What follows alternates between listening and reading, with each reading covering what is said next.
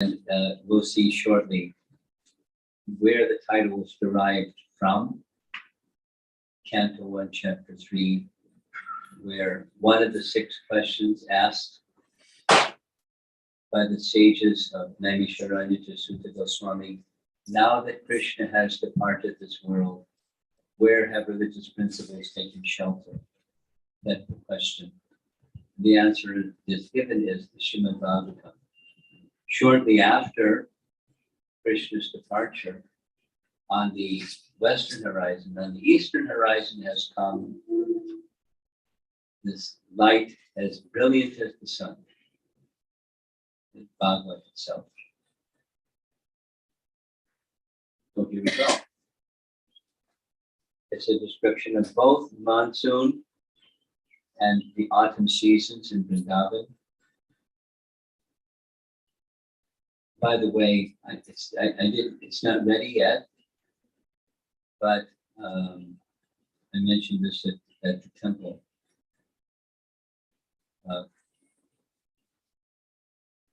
There's a passage from Kavi Karnapur's Ananda Vrindavan Champu that describes the rainy season. It is really beautiful, very poetic and beautiful. And that section, it's just now coming, where there's a dramatic reading, nice devotee's voice, put together in a video format with images depicting the rainy season. So that's next time around when I make this presentation. But it would help get the mood because Kavi Karnapur's writing is very elegant. But the rainy season has its special characteristics. The book was written for an event in Japan that was advertised. Prabhupada wrote to the organizer of the event, the Congress for Cultivating the Human Spirit. Prabhupada wanted this book to be published by them, illustrations according to his plan. They would get an artist to depict, and so forth and so on. And he's a sadhu living in a room probably smaller than this room. Keshivat, by Keshivat in Jamuna. Around this time is when he had taken sannyas, but no resource but a big vision and a big heart. Srila Prabhupada considered that lessons from nature, from the classic Srimad Bhagavatam, would appeal to the enlightened participants. He selected one chapter and illustrations were to be painted to accompany the translation and purports. He wanted that they would make large poster size blow-ups of the artwork to display at the event, and so forth and so on. Here's the photograph of the artist that Tamal Krishna was selected, finally made these paintings. She at the time was a bit of a celebrity. At the time she was a bit of an elderly lady, but she went all the way from central China to Hong Kong once a month with the drawings that she had made to illustrate, according to Prabhupada's description, what Prabhupada wanted in a classical Chinese style. And 1 year later, 12 months later, everything was ready. Here's the verse from the Bhagavatam. You've heard the verse. Krishna sva daga dhamo bhagate dharma jnanadi saha. This Bhagavad Purana is as brilliant as the sun, and it has arisen just after the departure of Lord Krishna to his own abode, accompanied by religion, knowledge, etc. persons who have lost their vision due to the dense darkness of ignorance in this age of Kali shall get light from this Purana. And there are many different cover designs. This is one of them for the light of the Bhagavata. In the rainy season in Vrindavan has its beauty, and embedded within the beauty are lessons. So we wanted the illustrations showing spiritual truths from nature, and that's what he accomplished. Here's the background leading up to chapter 20 from the Bhagavatam. Upon returning to Vraja, after adventures with Krishna in the forest, the cowherd boys related to the elders, Balaram killing Pralamba, and Krishna rescuing them from the second forest fire. Hearing this, the elders concluded that Krishna and Balaram must be exalted demigods. This occurred before the Govardhan Lila, thus before Krishna had become seven. That's the context.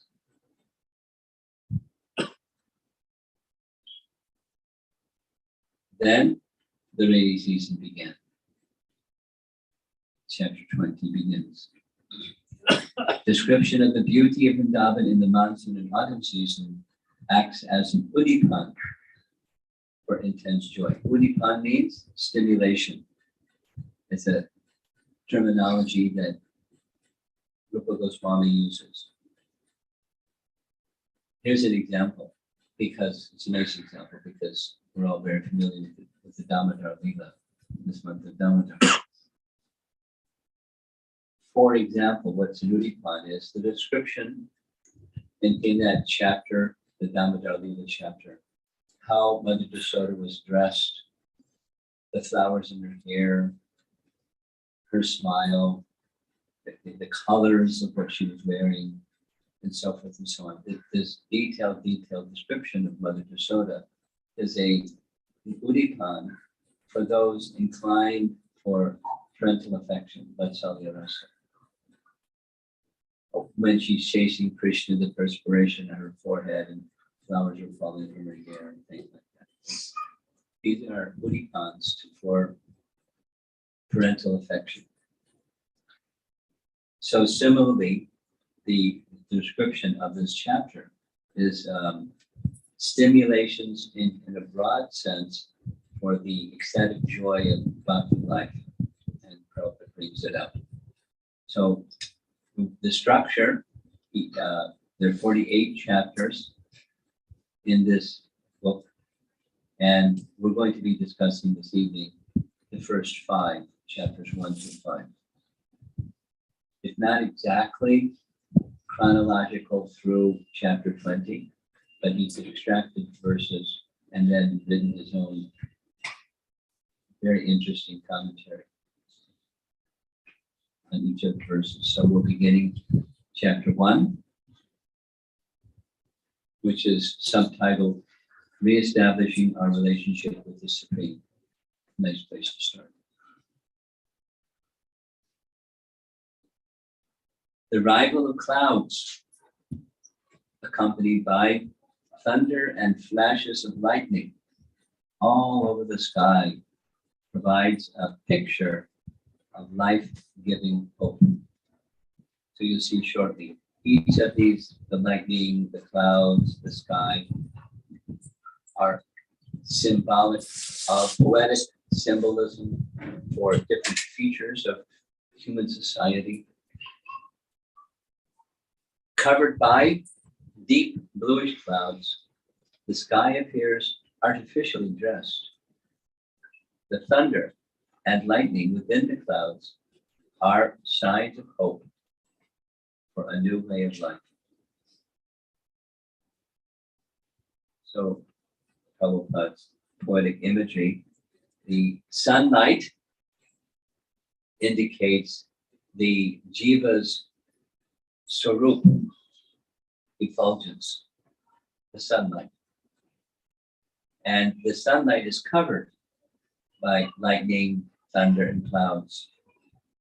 He indicates Sattva, Rajas, and Tamas.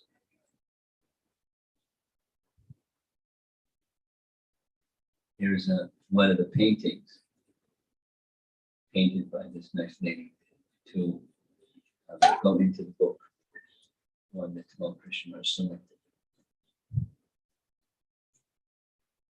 The poetry is unpacked a bit. Lightning's life-giving hope. That the hope is the reestablishing our relationship with Krishna. Another one of the illustrations done by this nice lady. Our mission in life, right from the get-go in this night of the Bhagavata, is re-establishing our relationship with Krishna. It's there, but it's covered and forgotten. And lightning is that hope from the dark sky. The relationship with the personality of Godhead is our life's mission.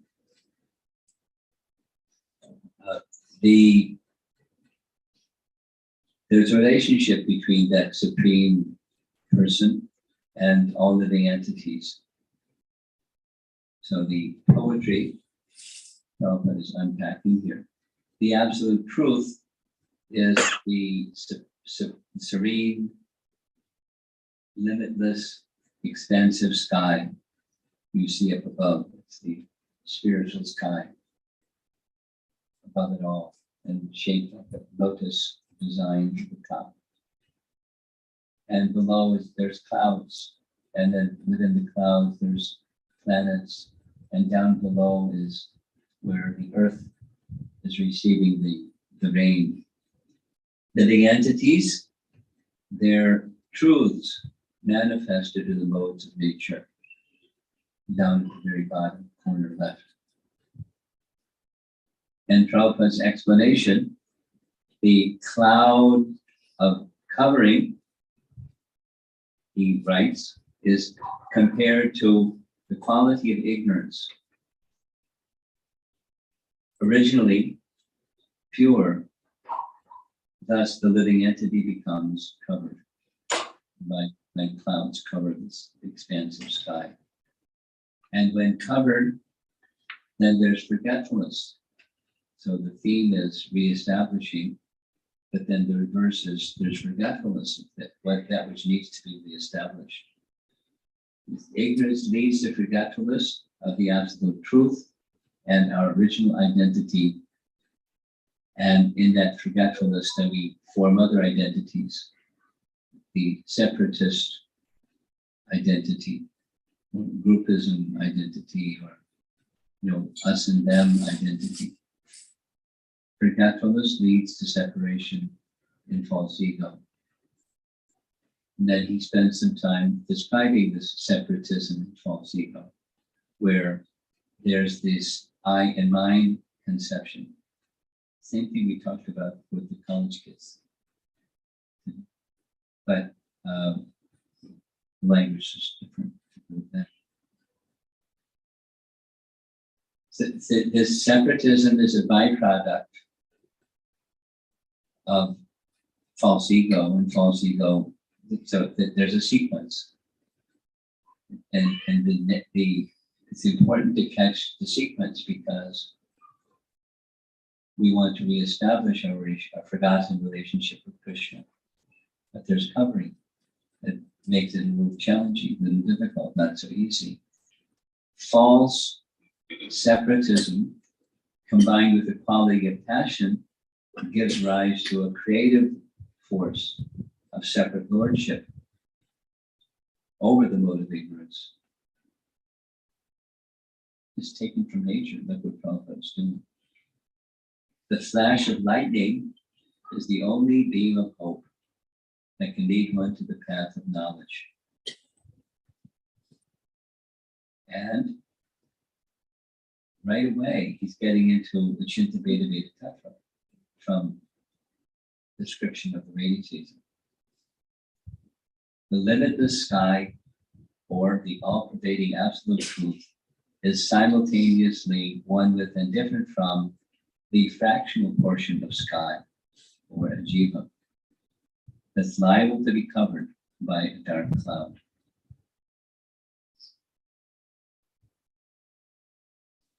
So again, he's using poetic imagery to help his audience appreciate lessons of life. There's the vast empty sky, the absolute truth. Within the sky, portion of the sky is covered with clouds. That's living entities covered by the modes of nature. Clouds, thunder, and lightning is the hope. Lightning is the only beam of hope that can lead one to the path of knowledge. So that's how Prabhupada is taking this one verse and giving some very essential teachings in Vaishnavism to an audience he's never met before. Moving along, chapter 2. Subtitle, Happiness Through Obedience to the Laws of the Supreme. So the rainy season follows the hot summer. The scorching heat of material existence from the summer leaves one very dry and parched. The scorching heat of the sun evaporates water from the seas, rivers, lakes, and reservoirs, and there is little water anywhere. The people become thirsty and always look overhead for rain, but in despair. Yet, just at the right moment, torrents of rain begin to fall everywhere on the land, even on the hard stones, and the land becomes overflooded. The rainy season is a welcome time in the parched heat of the hot summer. Another one of the paintings, torrential rain of mercy. So he's now taking this example of rain of mercy and quickly moving into the role of government in society. The scorching taxes of the government extracts from the people and gives them back very modest compared to what they receive. So he identifies this as unequal distribution of rain. And then he points in the direction of good leadership from the ancient days. The good leadership of the ancient days was led by qualified kings who were guided by qualified brahmanas. And the kings themselves were trained in good character by ideal teachers. And we've heard it so many times, in the absence of qualified teachers, qualified brahmanas, who were taking guidance, giving guidance to the kshatriyas, then people suffer. But their suffering is their own folly or their own foolishness, but they're kept in foolishness by educators and leaders that don't want them to come to the position of becoming enlightened citizens. And even is, and it's very explicit in chapter 2 of Bhagavata. Good character in the mass of people is the first symptom and first principle necessary for good government and for the suitable distribution of personal wealth. Prabhupada's got his boxing gloves off, and he's bare-fisted, he's going at it. Just chapter 2. To an audience he'd never met before. He's got a vision. And he wants enlightened people to get it. And being enlightened people and influential people to do something, with what is appropriate for their nature. Very bold, very strong. And of course, in the absence of good brahmanas and good kshatriyas, what to do, how to help bring enlightenment to the people in general. And he points to this Sankirtan movement, the proper yajna that's suited for everybody at this age. One of his principles we've heard those who hear Prabhupada's lectures or read his books. Obedience is the first law of discipline. Anyone that's read Prabhupada's books knows that one. So in his own way, he doesn't elaborate on it like he would do in lectures, because it's a small book, but he touches on the topic. And the qualified leaders is not that they shouldn't take taxes from the citizens, but it should be properly spent for the benefit. The benefit he's pointing to is the building of good character. In the absence of such good government, the Sankirtan movement is the best means. But the Sankirtan movement is meant to elevate the enlightened people of the world and help other people in general become persons of good character. And government should take interest in building a good character. That's what a good government does.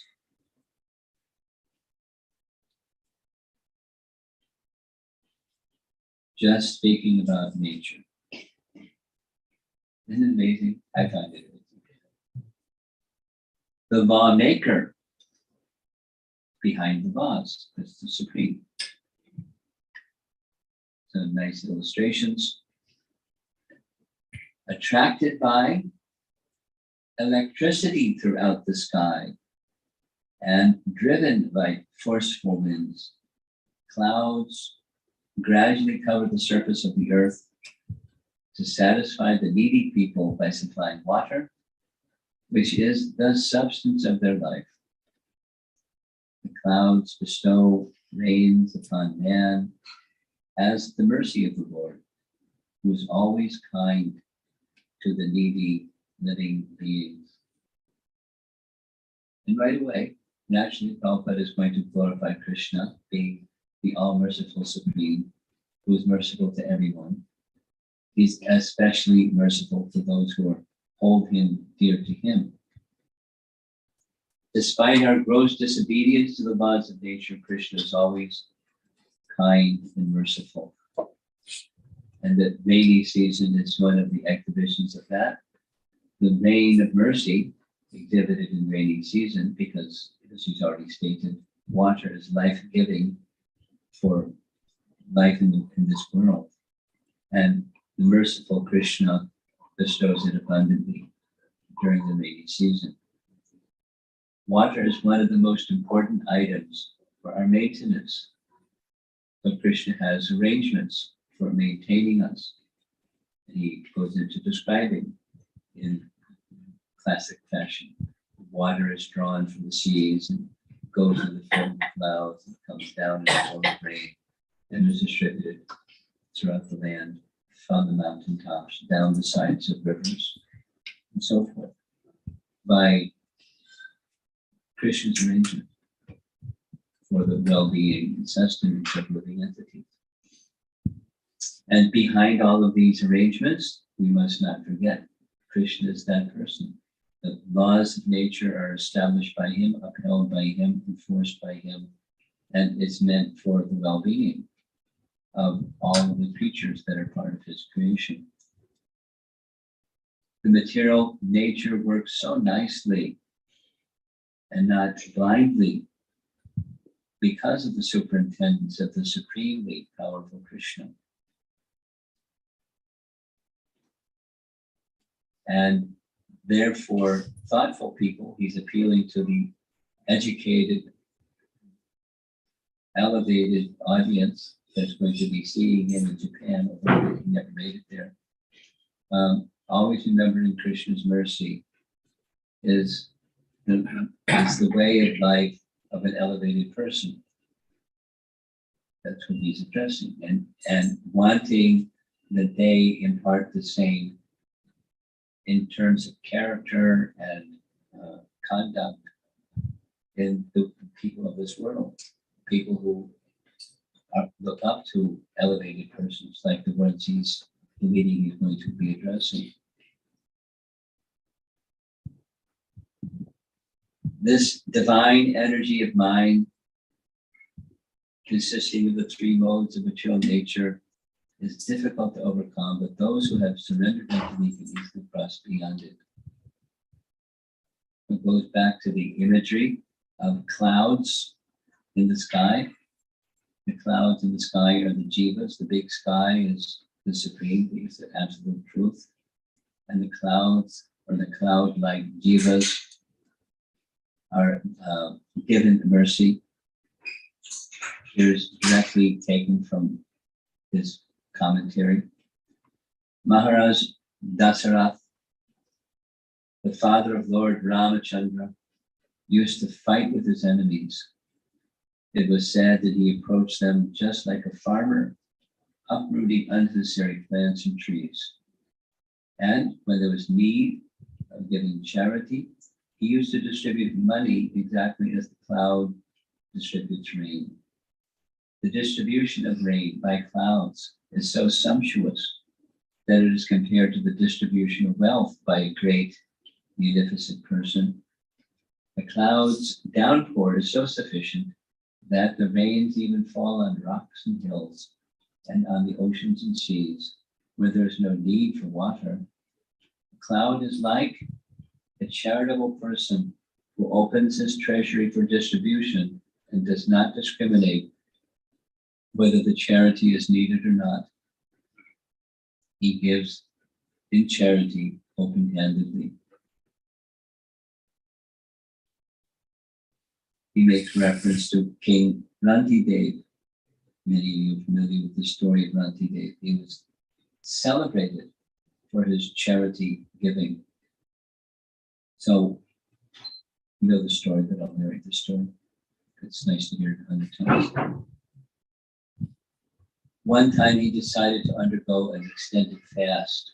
I forget the number of days, some long number of days, fasting. And then finally, at the end of that long fast, he was going to break the fast with a meal. So his servants brought him a royal meal, and as he sat down to break the fast, one man came who was a beggar, and the beggar was asking for something to eat. So he divided half of what he had and gave it to the beggar. Oh, he'd been fasting for days and days and days, and he's the king, but he's charitable, I suppose. And after the beggar ate half, he's now ready to take the other half. And the other half came, and a man came, as you see on the left side, with some dogs. His dogs are hungry. So Ranti gave no problem. You take the other half, and I still have some water. He was going to break the fast with water. Just as he was ready to break the fast with water, came a man very thirsty. Can I have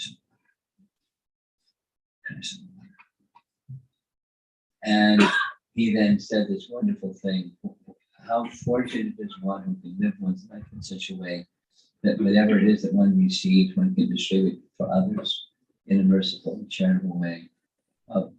My Lord is so kind that gave the water to the thirsty man. And as it turned out, each of those three persons, the beggar, the man with the dogs, and the thirsty man, were demigods, Lord Shiva and Lord Brahma particularly. And they wanted to examine, as they heard about this Ranti Dev's charitable nature. So they wanted to test him. What's his limit? They found he has some limit. So he's honored and celebrated for his being very merciful and very charitable, particularly. So like that, Prabhupada is pointing to the Bhagavatam and indicating the merciful nature of clouds and the benefit that we see during the monsoon season. And then persons that have the means, they're very charitable. A wealthy person opens his treasury, doesn't consider fit, unfit candidate, isn't considering what's going to come back to him. They're just charitable. So the monsoon season he's likening to charitable personalities. The imagery goes back. The clouds are compared to merciful benefactors. As clouds are agitated by the wind, the merciful person is moved by the suffering of the people. The lightning in rain clouds is the light by which they can see the distressed condition of the earth due to the hot summer season. The blowing winds are their very heavy breathing, such as that found in a distressed person. The huge clouds were shaking because of feeling compassion, releasing all their water, just as merciful persons give up even their lives for the welfare of others. Isn't it nice what he's doing? Attracted by electricity throughout the sky and driven by forceful winds, clouds gradually cover the surface of the earth to satisfy the needy people by supplying water, which is the substance of their life. The clouds bestow rains upon man as the mercy of the Lord, who is always kind to the needy living being. So art in traditional, this lady, she wasn't from Japan, she was from China, but the illustrations here, not all of these are hers. Some I gathered from the internet, just classic illustrations from classical Chinese art, showing the rainy season in this case, just dropping rain liberally. Again, poetic imagery. Srila Prabhupada's writing, just as water is one of the most important items for our maintenance, similarly, eagerness to receive mercy from the Supreme is an essential part of our well-being. Acknowledging this necessity is likewise an essential element of cultivation of the human spirit. So let's just remind ourselves what Prabhupada, he has an audience. These are refined people, educated people, enlightened people, and their interest in participating in this conference is the cultivation of the human spirit. So he's prompting them in different ways to be luminaries that will help elevate consciousness of the people in general. We heard this yesterday. We heard this nice letter that he wrote to the organizer of the event, and he's that explicitly was his vision in participating, to bring about an international movement, an international organization that would bring about revolutionary changes in the lives of how people live, based on what he's going to be writing in this book. So that's so far 3 of 5 chapters in this first section. Here's chapter 4. Life and freedom in eternity, knowledge and bliss, taken from Seeds of Nature. Beautiful. Here's one of her paintings. After heavy rain showers, the fields and forests in all directions appear green and healthy. Thus, they resemble a man who has undergone severe austerities for some material gain and has achieved his end. For such a man is strong, hearty, and good-looking. That's Prabhupada's writing. Here's the actual verse from Canto 10, chapter 20.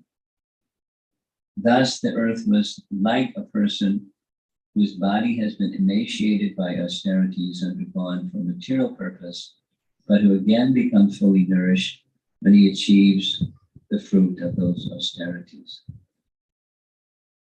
And here's the purport from our acharyas, because Prabhupada didn't get as far as chapter 20. Tapasya, or austerities, should be accepted only for realizing the Supreme Lord. By accepting austerity in devotional service, one regains his spiritual life.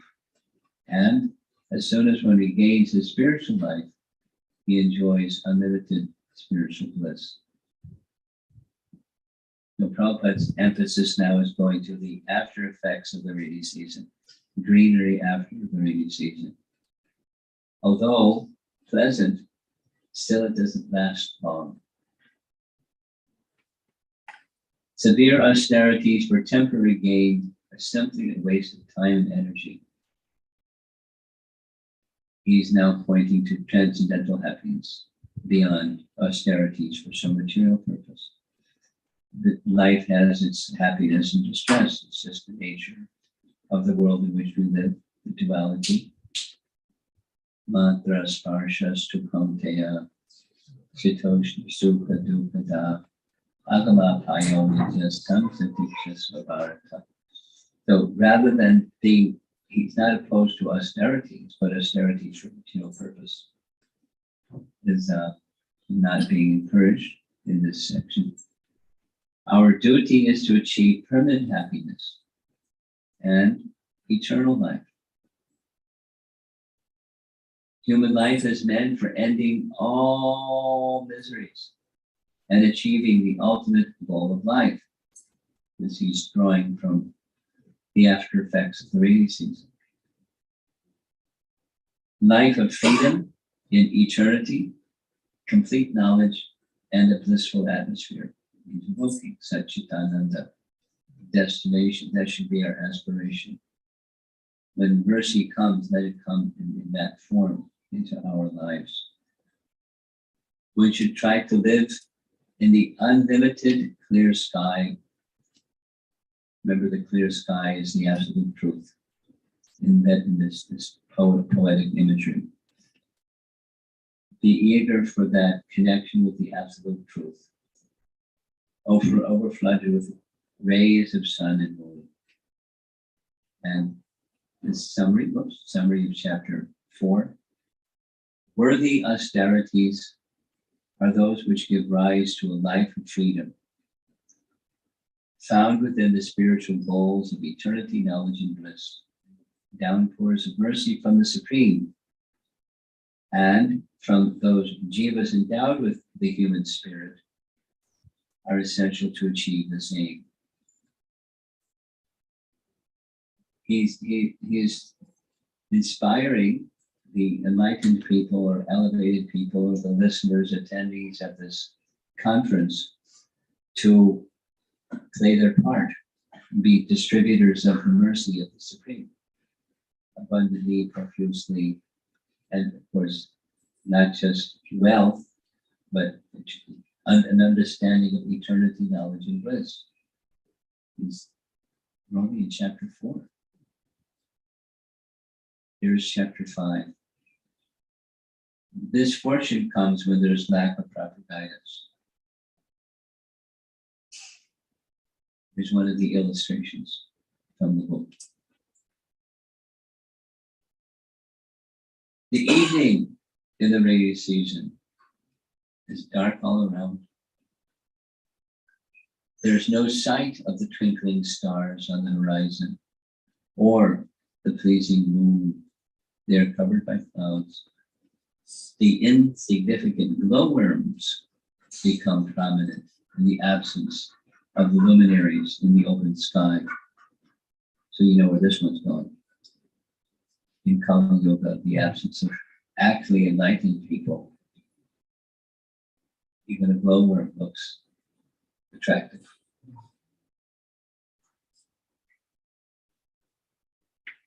There are seasonal changes. He speaks about, same as Bhagavata's verse. He speaks about the hierarchy of descent from Lord Brahma and the lineage that comes from Lord Brahma and the filling out of this whole universe of different cycles of the 4 yugas. There's a vast structure above us, and it's good to be aware of the bigger picture of the way in which we live. However, in Kali Yuga, it's the period of misfortune. It's compared to a cloudy season where there's not necessarily distribution of rain, but it's not attractive. Seems the many difficulties that people experience during this time. So what's the solution? What do you do when you're passing through that? Well, Sankirtan, of course, and lack of proper guidance.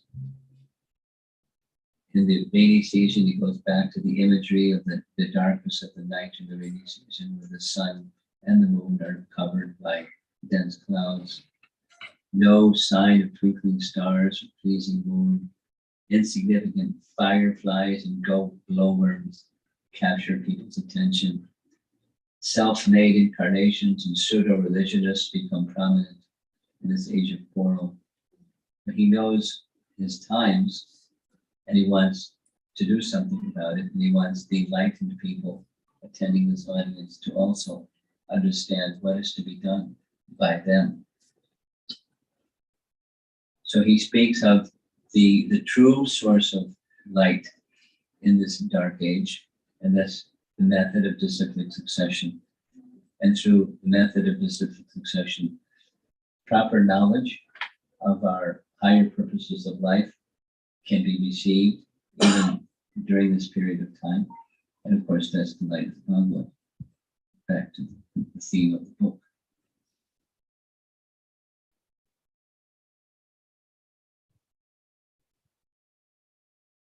Now, purposefully, this is the end of chapter 5.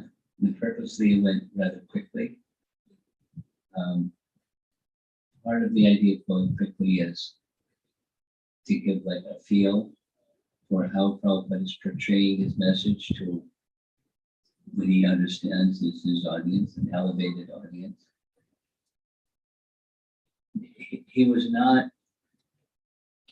my understanding is, he was not thinking it's only those people, but it's part of his strategy that he wanted influential people, intelligent people, educated people, illumined people to give this, to receive and then transmit this knowledge to others. Of course, he wanted, like the rainy season, distribute rain everywhere, fit, unfit, on rocks and dry places, doesn't matter. Prabhupada wanted mercy to go everywhere. At the same time, he had a sense of the importance of capturing some intelligent people and having the intelligent people capture his message, and then being leaders because they're intelligent people, then leading and guiding others. And both ends of that spectrum are part of his strategy. So using his intuitive sense that Oriental people, Eastern people have a tendency to appreciate beautiful things in nature and understand lessons of life from those beautiful things of nature. He's capturing their imagination, their creativity, their thoughtfulness in the very same way. Now, I remember when I first saw this book, I couldn't understand what I'm appreciating now. You know, why were you doing this? What was the strategy? What was the purpose? But you know, it's a way of, in any circumstance, it's important to know your audience. You know, the school teacher needs to know the kids in their classroom, what their capacity is, and what they're interested in, how to make the subject matter that they want to convey of interest so that kids will pay attention, and so forth and so on. So he's addressing his audience, but he wants change. He wants a dramatic shift in how society is organized, how we conduct ourselves, the building of character, the distribution of charity, and the basis for doing so. What's the ultimate objective, this Satchit Ananda objective, awakening our true nature, and the misfortune that happens when we don't. and being misled by firefly-like, glowworm-like personalities that don't really give much light at all. Powerful acharya.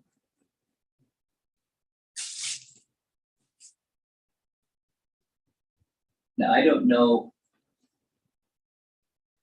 Singaporeans are kind of sophisticated, maybe, in one sense. You know, at least business people are sophisticated. They know how to extract resources and build little empires. But I also see lots of very simple people. The social structures there. I don't know how meaningful these lessons would be for people in general, but I can imagine would probably capture a range of audience.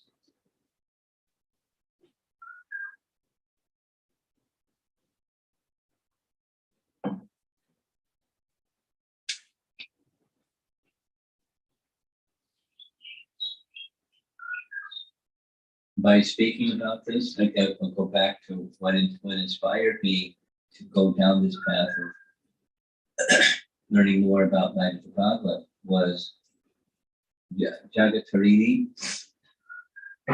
She chose this as a topic for her to speak about during the Govardhan retreat. And I don't know if any of you are familiar with how she speaks, but she just speaks from the heart. Very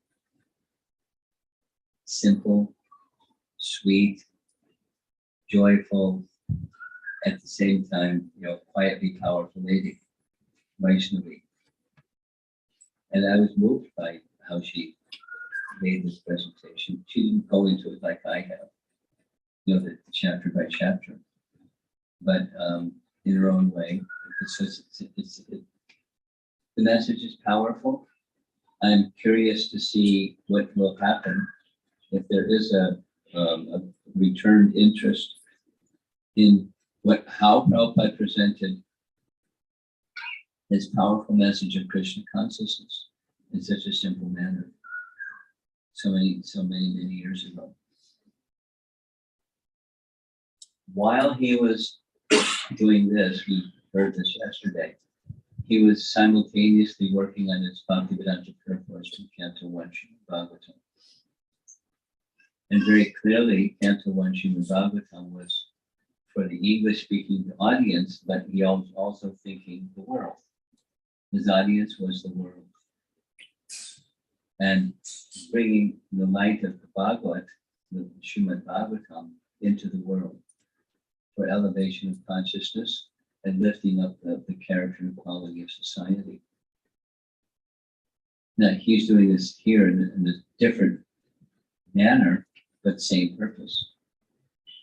Powerful.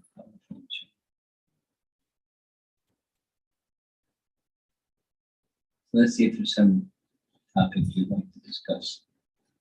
Some comments. You have one? Yes. I'm ready. I think this is really very beautiful. And before I became a devotee, I had read a book on Zen poetry, and this is very similar to that. And it gives everything about Krishna Bhagavad. So it's really nice. The other thing that I wanted to ask is a question. So,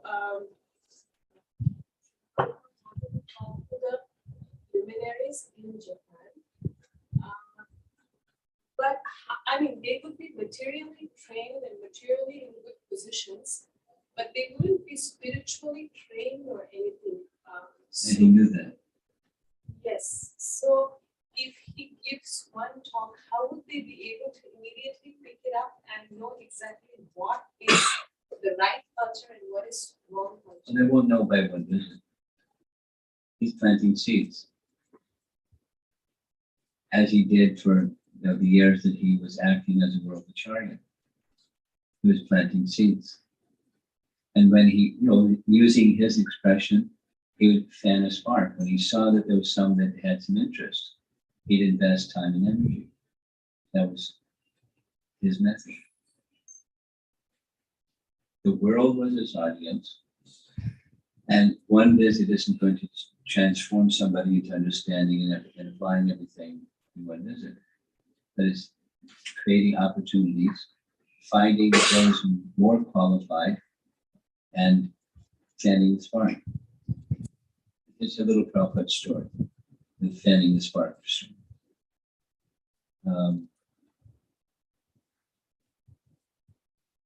Vrindavan, maybe 1973, morning walk. Picture in your mind. You've been to Vrindavan. Yes. So during Prabhupada's time, the Krishna Balaram Mandir didn't have shops across the street, didn't have buildings all up and down the road. It was just, you walk across the street, and there's agricultural field. You walk down to the right, it's agricultural field. You walk down to the left, it's agricultural field. So some devotees were wondering, why is he Prabhupada putting our temple out here in the agricultural field? It's like jewelry. So went for a walk, and the way back, we could hear the kirtan, and then Prabhupada heard, we all heard, I heard the kirtan, receiving Prabhupada coming back from his morning walk. And he looked around and said, where are the devotees? And somebody said, well, they're at the gate waiting for him to come back. The Prabhupada said, but there are so few devotees here in the morning walk. And then he put his cane down in the pavement as he wanted to say something. And he said, when there's opportunity for the association of the spiritual master, we should eagerly seek out that association. That is called Bapu. And then he paused and said, and when there is Bapu, there's also Vani. Then he paused and said, between the Vani and Bapu, even when there's physical association, more important is the Vani. And then in the absence of the spiritual master, Vani continues.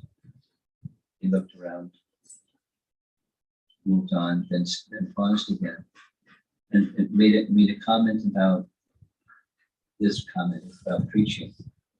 He said, preaching means you see a spark, and you move his hand like this, and you fan the spark. So preaching means you find where there's sparks and you fan the spark. He looked at us and then said, and a very qualified preacher can take that flame, take the spark until it becomes a flame, becomes a big blaze. But that was his strategy. Put in simple terms. Give everyone an opportunity.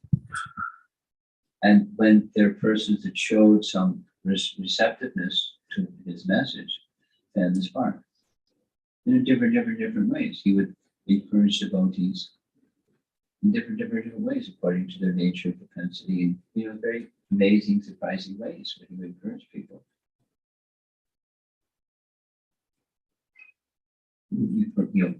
So many anecdotes of how Prabhupada.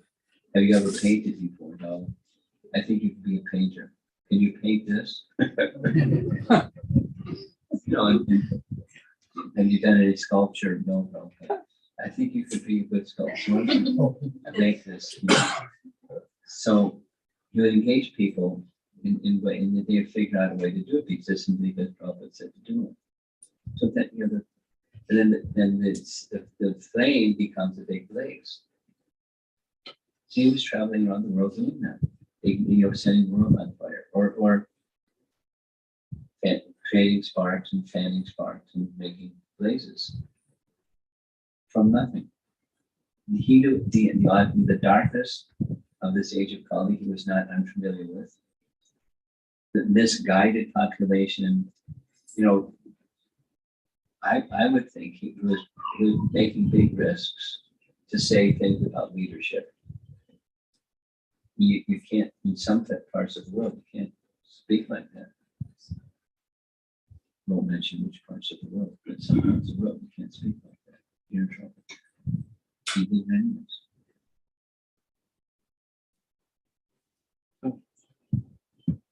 He didn't have that expectation from one visit.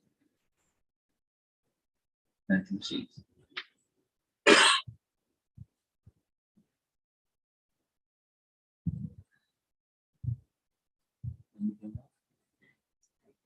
Yeah.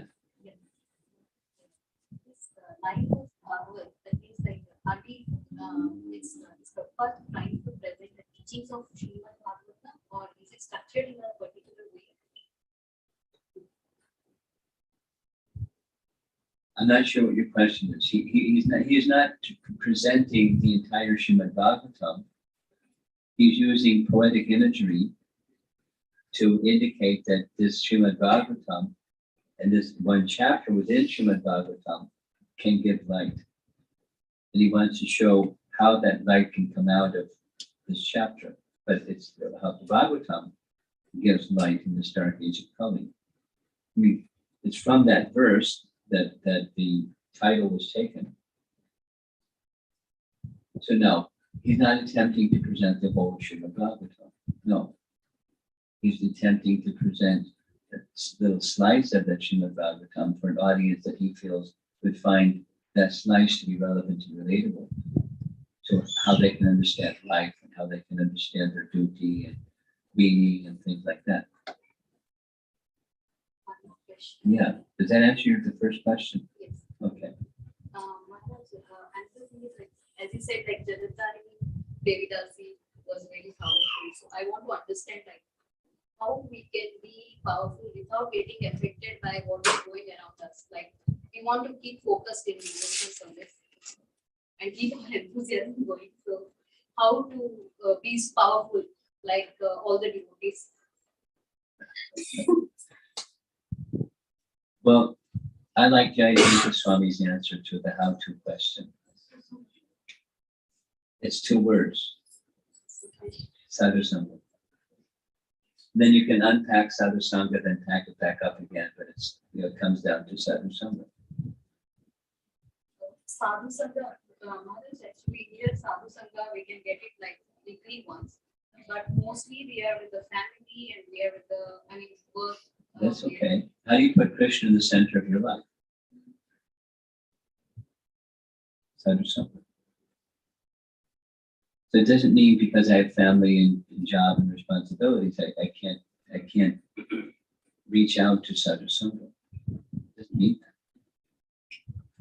If that were the case, we would not have Prahasta congregation members, or the congregation members would be like jokes or something, because they're not sadhus.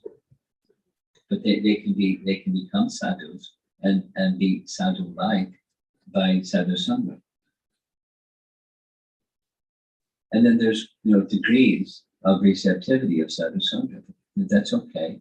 Let everyone according to capacity be sadhu-like and receive that sadhu-like nature by sadhu sangha. And so then what does sadhu sangha mean? You start unpacking it.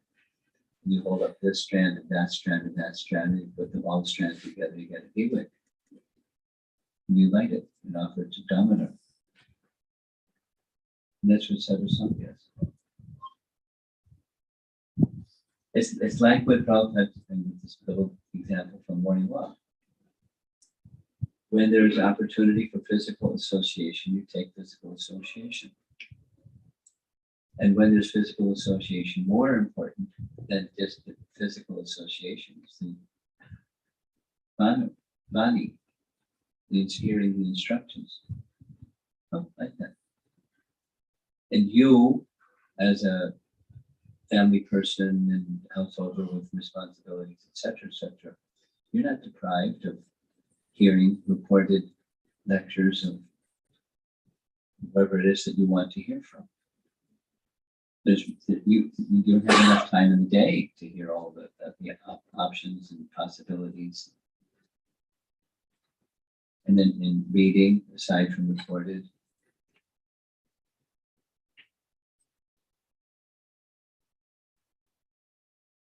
What do you think? Are you banned? Barred? There are like ups and downs. Wait, that's life.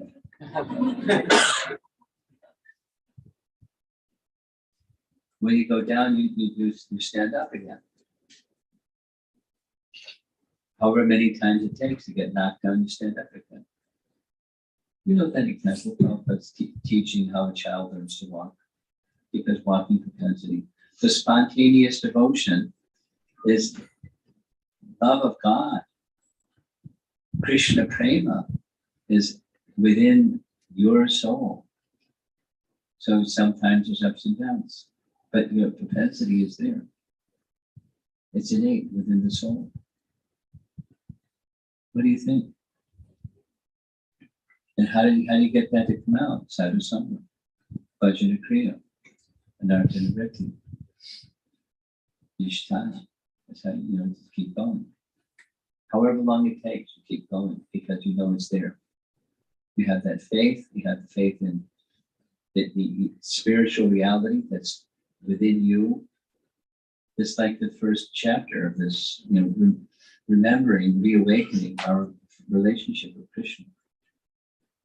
Is it just a story, or is it meant for you to do? You and me, and all of us. It's meant for us. Is it too many obstacles, not possible, throw in the towel? Whatever the ups and downs are, when you're down, you get back up again.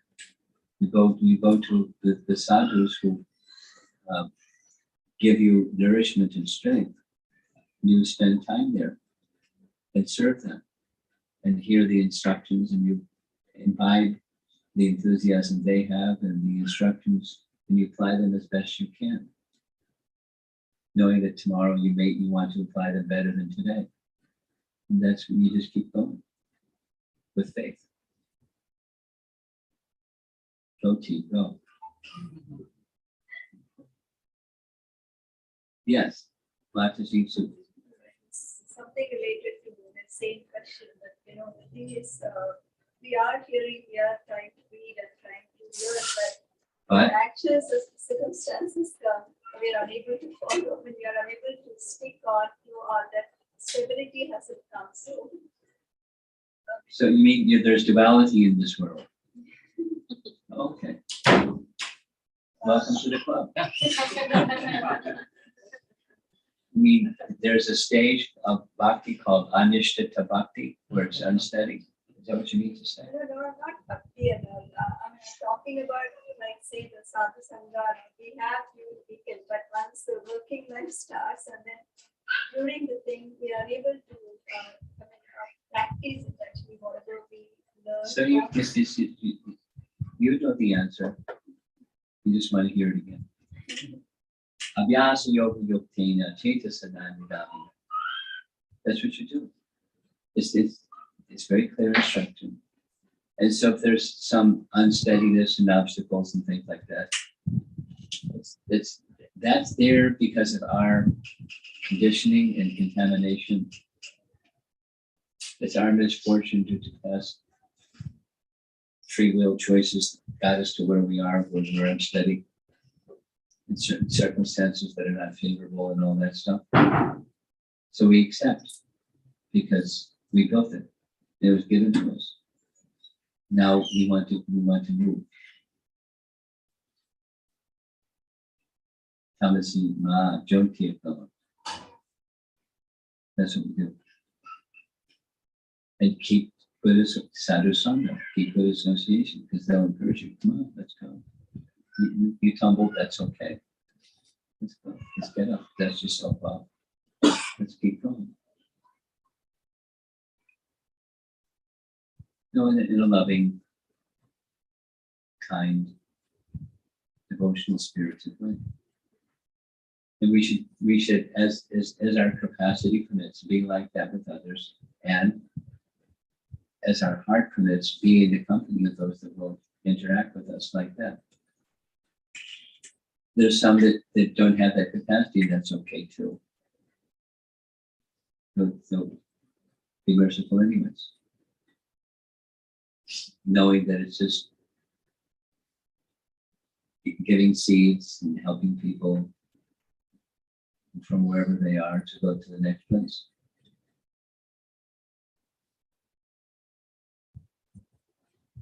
We're little people, we're not problem. So be a little person, that's quite okay.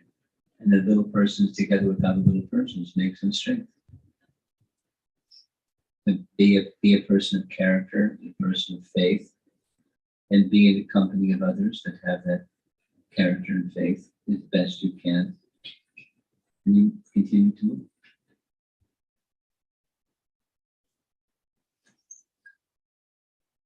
You have something. So Maharaj, in lesson 3, we saw Krishna as the supreme lawmaker, and all these gross elements like water, air comes from him.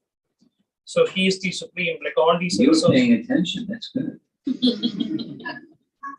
So my question is, Maharaj, in today's day and time, all these government with different sustainability initiatives stating that in the next 30 years, these resources would be very minimal, like as if the water is going to go away in next 30 years or so. If Krishna is supreme, all these opulences, resources are infinite. How do we look at these data? That's You know the answer. Earth said to Prithu, I've restricted because of sinful activity and failure to perform sacrifice. So what are you and I to do, given those realities? Earth is restricting. People are misusing. Propagate sanctity.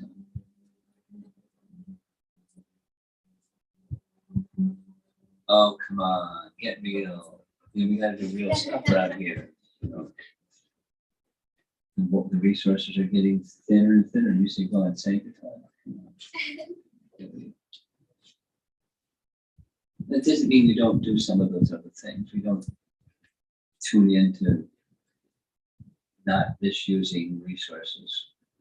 We do those things more than, we should, more than, some people that are just, obsessive about what's going on with the world's resources.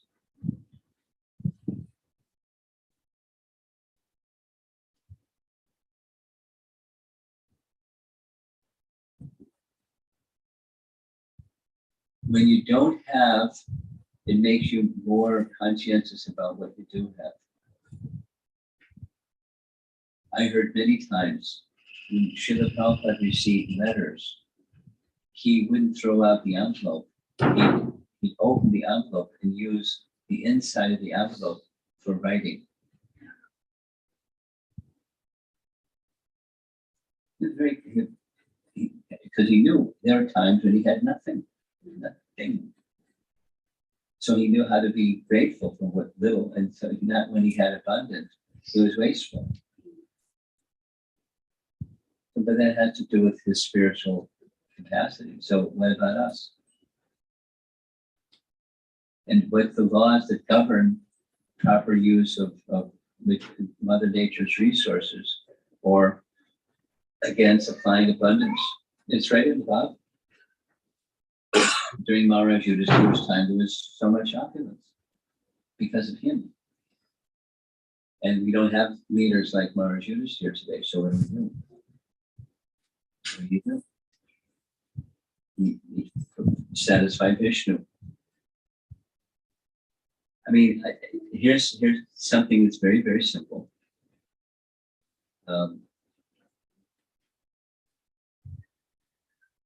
On Govardhan Puja Day, which occurs on Diwali, so that morning, I'm going to be sharing some things about Kartik.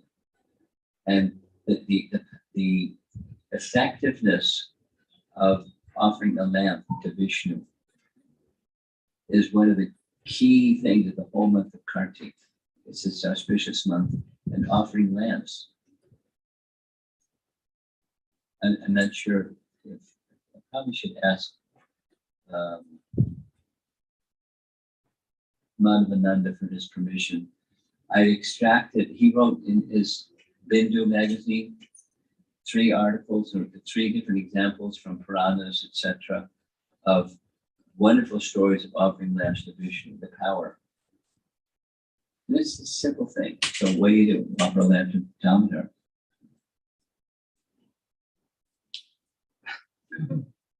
And chant Hare Krishna and sing Damodarastakam. And encouraging everybody to do the same.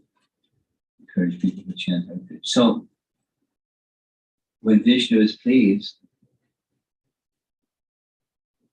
redirect consciousness to that, not just what to do about the shrinking resources and people abusing it.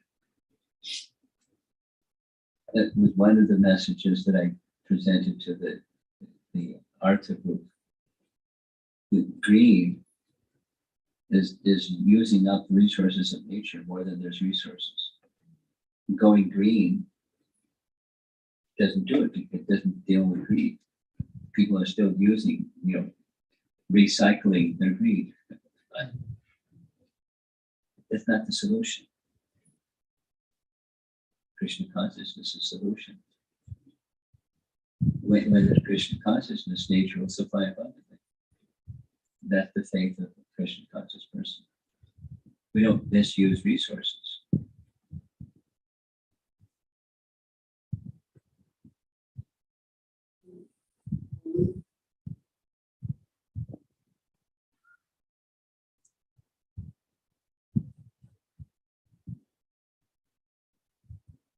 Prabhupada had abundance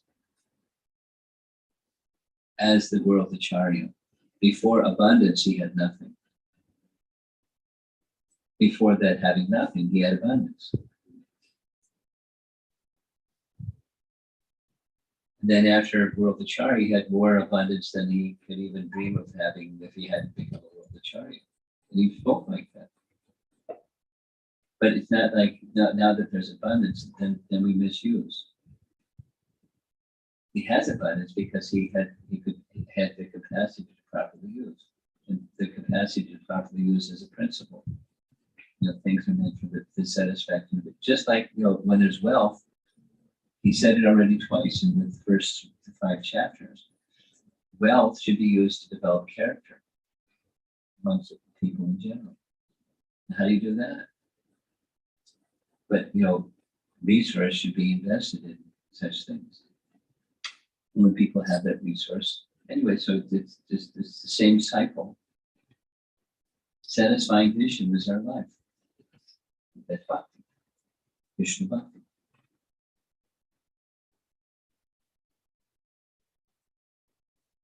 Someone else have their hand up?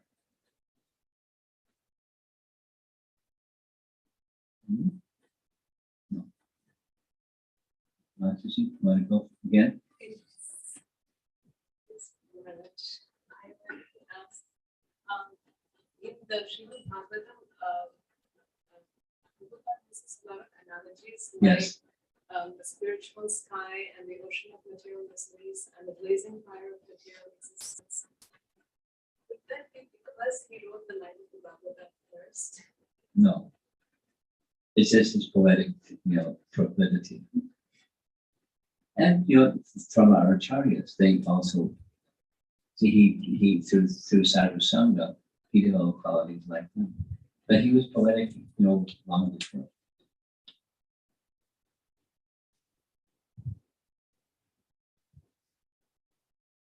When I become poetic, read Prabhupada's writings. You become like him.